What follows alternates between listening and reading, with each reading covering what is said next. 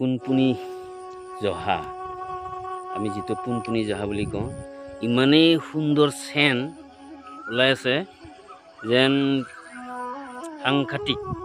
ৰাস্তাৰে আমি গৈ চেণ্টৰ কাৰণে ৰুই ভিডিঅ'ত লাগি গ'লো। সুন্দৰ আঘোণ মাহ, আঘোণ এনেদৰে আহে, আঘোণ এনেদৰে আহে। শাওণৰ পথাৰত পৰি অহা ঘামবোৰ আঘোণৰ পথাৰত সংগতি হৈ জিলিকিলে।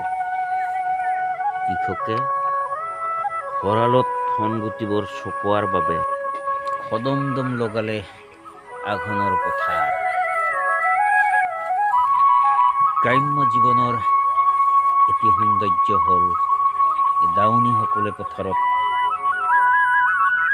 ডাঙৰি অনা এই মনোমোহা দৃশ্য। যান্ত্ৰিকতাৰ বিপৰীতে আপুনি গাঁৱলৈ আহক আৰু আঘোণৰ সংগতি চপোৱা এই মনোমোহা দৃশ্যসমূহ উপভোগ কৰক।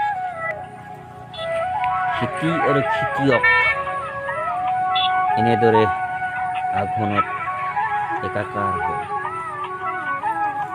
সংগীত চপোৱা এই মনোমোহা দৃশ্য আপুনি গ্ৰাম্য জীৱনত তেনেই সুলভ।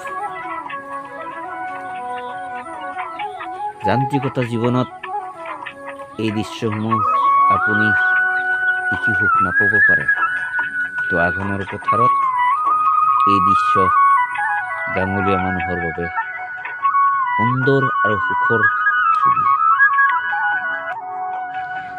মূৰত ডাঙৰি লৈ লানি নিচিঙা এই দাৱনীসমূহ দেখি নিশ্চয় কোনোবা কথাছবি নাইবা বোলছবিৰ দৃশ্য যেন আপুনি অনুভৱ কৰিব পাৰে, কিন্তু নহয়, এয়া চহা জীৱনৰ, গ্ৰাম্য জীৱনৰ আঘোণৰ এখন সঁচা ছবি।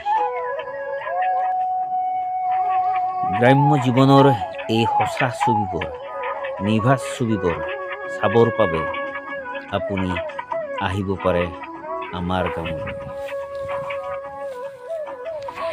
আঘোণৰ পোচাকযোৰৰ ৰং হেনো সোণোৱালী, এয়া সোণোৱালী।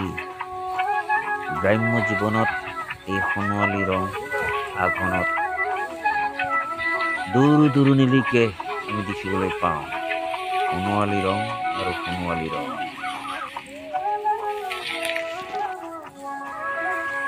এই যে ধানবোৰ আমি খেতিয়কসকলে চপাই লৈছোঁ, কিছুদিনৰ পিছত গাঁৱত আৰম্ভ হ'ব ন খোৱা পৰ্ব।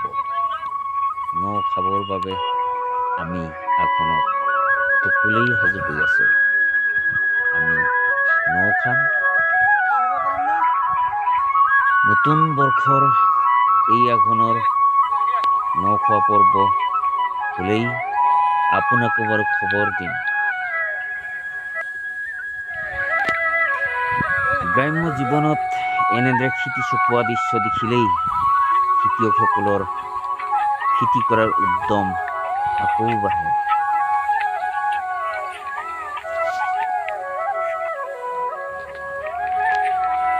বছৰটোৰ বাবে এনেদৰে খেতিৰে চপাই লোৱা হয় নিজৰ খাদ্যৰ ভঁৰাল। নিজৰ খাদ্যৰ ভঁৰাল টনকিয়াল হোৱাৰ লগে লগে গ্ৰাম্য জীৱনৰ সুখ আৰু সুখ এটা অনুভৱ হয়। আপুনি গাঁৱৰ জীৱনলৈ আহক এবাৰ। আঘোণৰ এই সংগতি চপোৱা, ন খোৱা, দাৱনী দোৱা এইবোৰ আপুনি দেখিবলৈ পাব।